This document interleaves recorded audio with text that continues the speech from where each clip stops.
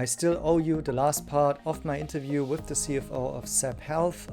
Sorry, I almost forgot about it. Currently, I'm not doing that many videos, and also the small caps especially, and yes, the Chinese small caps are totally out of favor, right? So the stock development isn't very great currently, but still, now it's the time to do due diligence and find opportunities out there, given the fact how Zepp Health is currently valued. I think it's worth taking a look, despite some of the fundamentals have been deteriorating in the last couple of quarters. But now, with the return to profitability, will we see a comeback in 2024 or 2025? Well, we have to see. Now, this bit of the interview is about internationalization. Many don't know that Zepp Health is actually doing major business overseas. So it's actually a global company. It's one of these new type of Chinese companies that's not only active on the Chinese mainland. No, actually, and that should actually be also in the favor of investors, it is generating revenues overseas. So it's not entirely dependent on the Chinese market, similar to Pinduoduo, who, because of that fact, was really valued by investors, but of course it's also having a couple of better growth metrics. But anyways, with the problem of being also exposed overseas, because I'm calling this a problem now, since there are many issues related to that, right? For example, data security, US-China crackdowns and stuff like that. With that problem, we also have to discuss, the negatives, the drawbacks, which I asked the questions about to the CFO directly in this interview. Being bullish on the company and Chinese stocks in general, I also think this is at the same time an opportunity. A company that's not solely reliant on Chinese consumer, who is also in a sense rebranding now, getting away from Xiaomi in order to win over more international consumers. These type of opportunities are not everywhere, and especially at these valuations. But let me know in the comments whether or not you enjoyed these type of interviews and videos that are a little bit longer to digest. Let me know whether or not you're interested in that, because I also have to see where I prioritize my content. Anyways, again, here the disclaimer that the Zepp Health CFO agreed to do this interview without having any business and relation with us here, with what we're doing, and you can support this channel and get the full interview from the very beginning without any interruptions and cuts and delay of dissemination. If you are a Patreon member, it helps to support us, makes us independent. You get some extra content, daily discussions, other members who are interested in Zepp Health, NIO, Alibaba, Chinese stocks, and so on. So with that, let's jump into the interview, and thanks for watching. I think one other misconception, when we're just talking about the old China versus the new China, I think Zepp Health is maybe quite a bit different to other of these Chinese companies in regards that Zepp Health to me appears to be a much more global company, right? You're currently in Europe, in Amsterdam. You have teams in the US, you have teams in Europe. I believe the larger parts of your sales activities and marketing activities are actually focused on the global stage, right? Correct. So maybe that's also an important point to make and a perspective to have for the company. On the other hand, this may also bring some very certain challenges to you. For example, you pointed out in the past that you're taking data privacy very seriously. I think you've given interviews before about how you are managing, how you separate, for example, the cloud data from international markets to the Chinese Correct. markets and so on. But I still think, given the whole geopolitics and the sentiment issues that we're currently seeing, that might be a challenge for you as a company as well.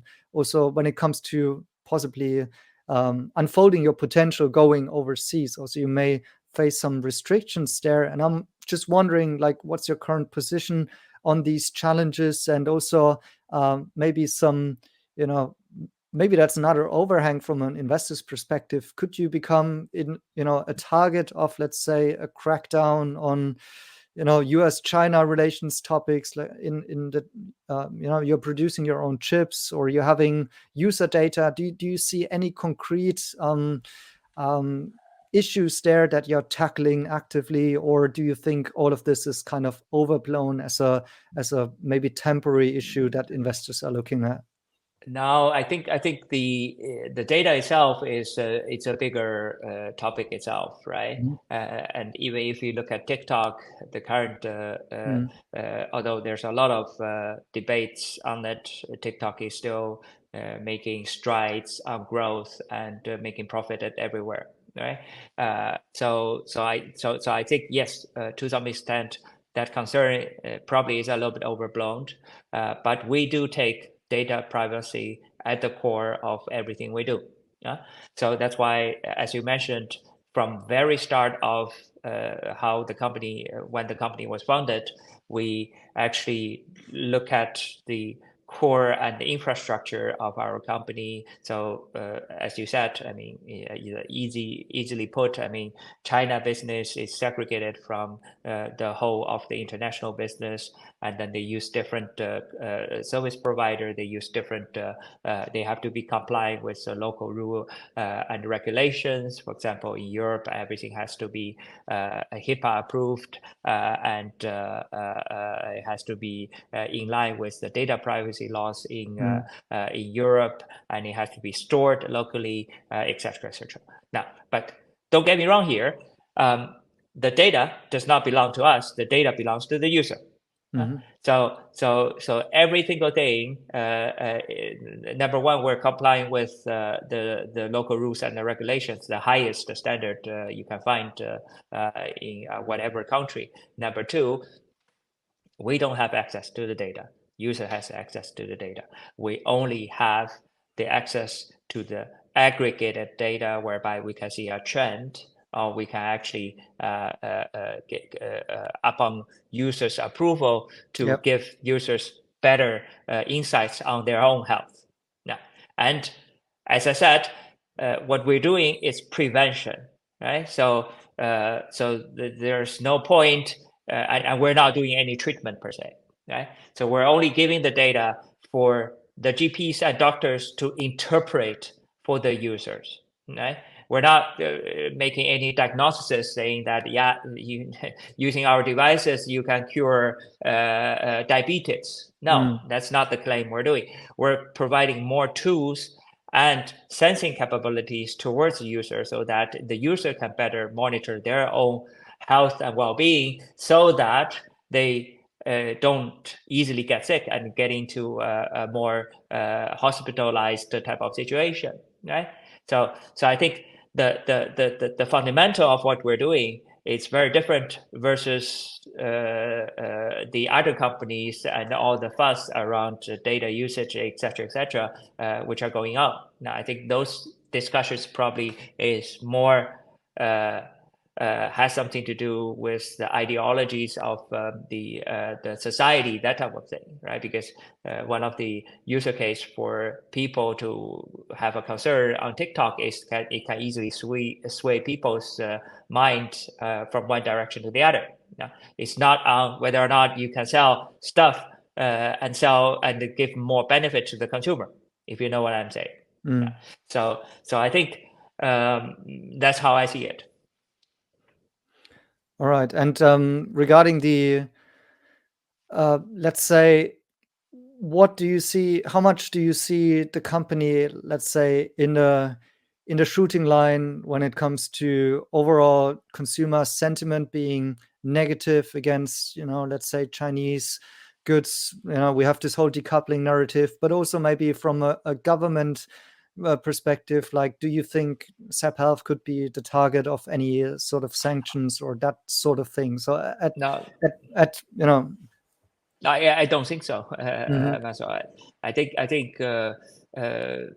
think we have good potential in growing everywhere we're playing, and I think we are in compliant with local rules and regulations, and also the most stringent ones. So and from our corporate governance perspective, we're also having different teams covering different parts of the regions, and then those are, worst case scenario can be just separated. So I think from that perspective, I don't see such a risk for our company at this moment in time. All right. Yeah, thanks. I think that's just one of the other remarks that sometimes gets highlighted, especially from retail investors, especially what's currently going on with all of the newspaper articles and so on. So I have this as a concern also regarding other companies. But Maso, Alibaba, yeah. JD.com, PDD, now Tmall, right? They also make big strides in the international market, and you haven't heard anything on that, right? So if those companies are safe, then I think our company is just a long way from that. All right, great. So let me finish this up because I've taken a lot of your time already, and I'm very happy for that we could go through some of these, I think, very legit concerns from investors here. Thanks already for being transparent and open to discuss all of this here with me on the channel. By the way, unscripted, and you haven't heard my questions beforehand.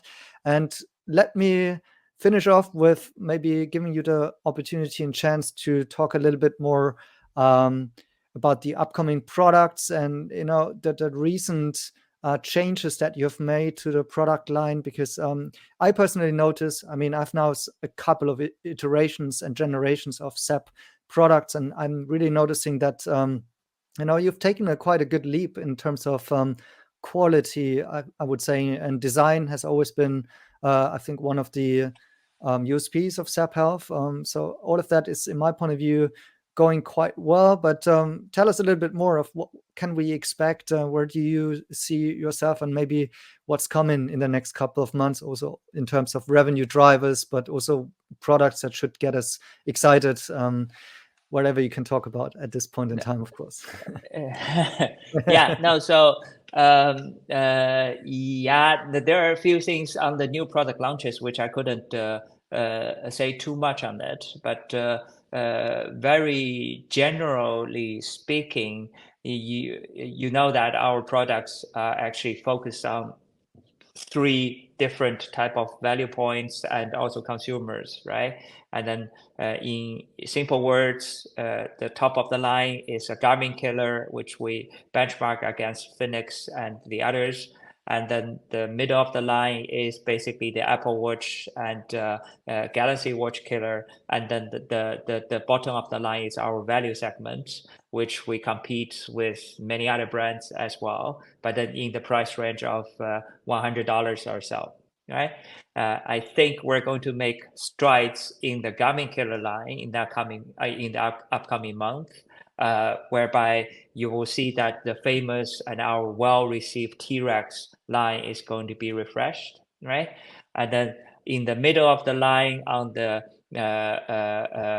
Apple and Samsung killer line, we have our balance watch. I think I would recommend everybody to use it because it's really one of the new products which we put a lot of effort, and we bundled a lot of AI capabilities, the design points, and the quality point, and it's really a state-of-art watch, which is actually also priced at just below the mainstream Apple and Samsung watch, right? But definitely they're offering good functionality and quality. And the value segments, we're also going to have a refresh on our very popular BIP line in the upcoming month. So stay tuned.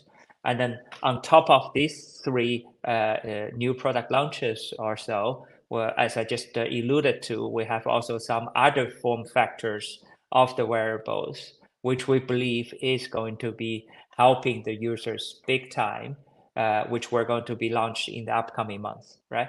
That should hopefully change people's perception on how they look at health and how they look at how to track their vitals in a different way. Yeah. So I think that's, in a nutshell, is what is in the new products pipeline for the next year. And not to mention that on that we kept on pushing out the OTAs, the over-the-air updates for our watches in a very regular pace. If you have noticed, or maybe you have not noticed, yeah. but by the way, also a Patreon user noticed, for example, is very happy with the payment function that you've just introduced. So I get this feedback as well. Yeah. And for example, the skiing period is coming. So basically, we have pushed out a lot of algorithms on the skiing functionalities, the map of the ski resort, and then how to track your stuff. It's all for free to our sports and outdoor watch series. So, and we're going to continue doing that. And at a certain moment in time next year, we're also going to upgrade a whole operating system to a higher level, incorporating AI, right? So I think that's, in a nutshell, all the new changes and things you can expect from hardware, from software perspective, from us in the coming month or quarters. So stay tuned. All right, that's perfect outlook here. Thanks so much for your time, Leon. And congrats again for what seems to be the start of a successful transition that you've described. I'll make sure to keep it covered on the channel. And thanks again for being transparent and open and taking on these couple of tough questions, I hope, some of them. And I hope it also gives more clear guidance for some of those retail investors watching you, but hopefully also maybe some institutional investors jumping on the board, because I think there is quite some interesting things happening with your company. We'll speak again, possibly maybe more on some other topics the next quarters, or maybe also some of your international marketing initiatives and so on, how these things are going. I'm sure there are more questions. And yeah, thanks for taking the time, Leon, and good to see you again. Thank you very much, Marcel. Have a good day. You too. Bye-bye. Okay, bye-bye.